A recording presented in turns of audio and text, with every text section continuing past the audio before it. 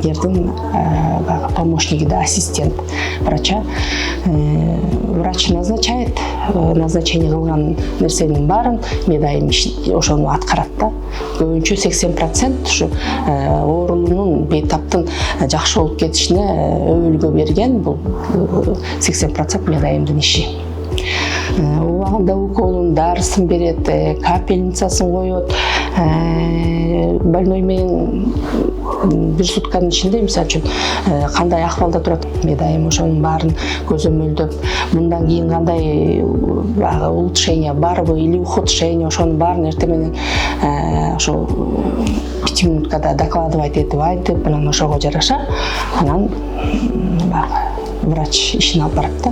Өзүмдүн апам да ушу медицина кызматкери болгон үчүн барганда ооруканага ак халат, чепчигин койгойтуп кийип алсам, мага ушунчалык ажарлуу, сулуу көрүнчү да.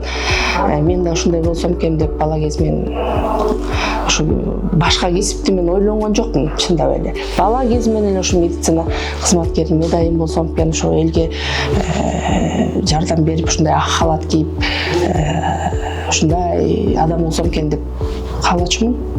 Анан ошонун баары Кудайга шүгүр, мен бул кесипти аркалаганыма эч качан өкүнбөйм.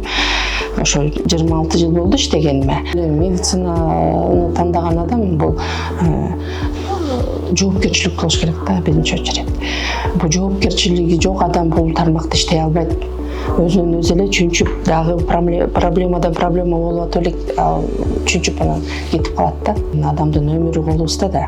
Ошо биздин бир туура эмес кылган нерсебиз ошол бейтапка туура эмес тийип калышы мүмкүн да. Бул жакшы сөздү биз бул ковидтен кийин биздин баягы статусубуз кичине көтөрүлгөнүн байкадык да.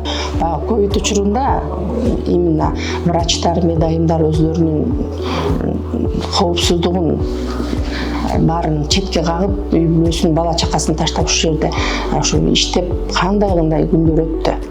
Анан ошондон кийин ошо биздин статусубуз көтөрүлүп, бизге болгон жакшы ой тилектери өзгөрүлдү да. Ковид маалында ошо баарыбыз эле баягы коркуп, өзүм ошол моментте ооруп калдым. Пневмония болуп, анан ошо биздин жаңы ачылганда госпиталь ЮФК красный зона ачылган, ошол жака жаттым. Аппаратта жаттым, аябай 15 күн тяжелый болуп, ушу менен жашоом бүттү, өлөт экенмин деп ойлодум.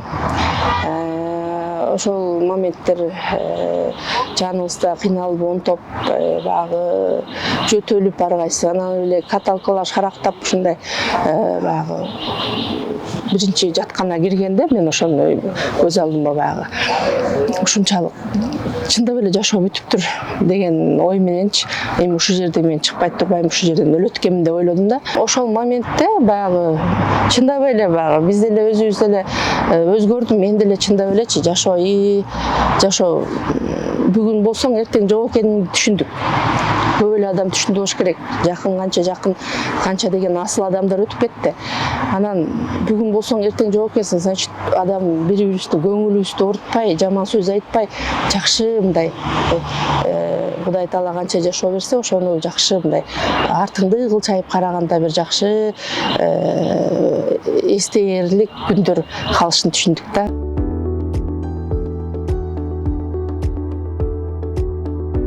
Гүлдөрдү аябай жакшы көрөм. Үйдө дагы ошо баягы үйдө мындан көбүрөөк, бул жер баягы помещение мас болгон үчүн гүлдү азыраак кармап атам. Үйдө гүлдөрүм аябай көп. Жумуштан чыккандан кийин жумуш учурум саат 5ке чейин. Анан жумуштан үйгө баратып, бүгүн эмне тамак жасасам деген ар бир айымдын ою болуш керек. Бүгүн эмне жасасам, балдарыма эмне жасап берсем, эмне тамак кылсам деген. Эми барам дагы эле баягы чечинип алып тамакка киришем. Мен баргычакта эле 6,5 ошо жети болот. Баягы Сокулук районунан Новопавловкада турат, ал шаарда эмес да. Анан тамак жасап аткан учурда балдарымдын азыр баары эле самостоятельный болуп өзлөрүнүн сабагын окуп калды. Анан кичүү балам эле жана математикасына түшүнбөгөн сабактарынан көтөрүп келет. Ошол жерден сабагын үйрөтүп, окутуп, көрсөтүп ошол жерден аракет кылам. Баягы стирка одно моментно баягы пудулдар деле айтып коет го, аял киши бир жумушту баштагандан аягына эмес, баардык жумушту алып алабыз да. Ошол моментте стирка болот, ошол моментте тамагын жасайм, ошол моментте жарманы жасайм, максым жасап, ошол моментте балдарымды окутканга баарына эме. Анан баягы жер жемиш бирке огородубуз бар, жер жемиштин баарын айдайбыз, Кудайга шүгүр.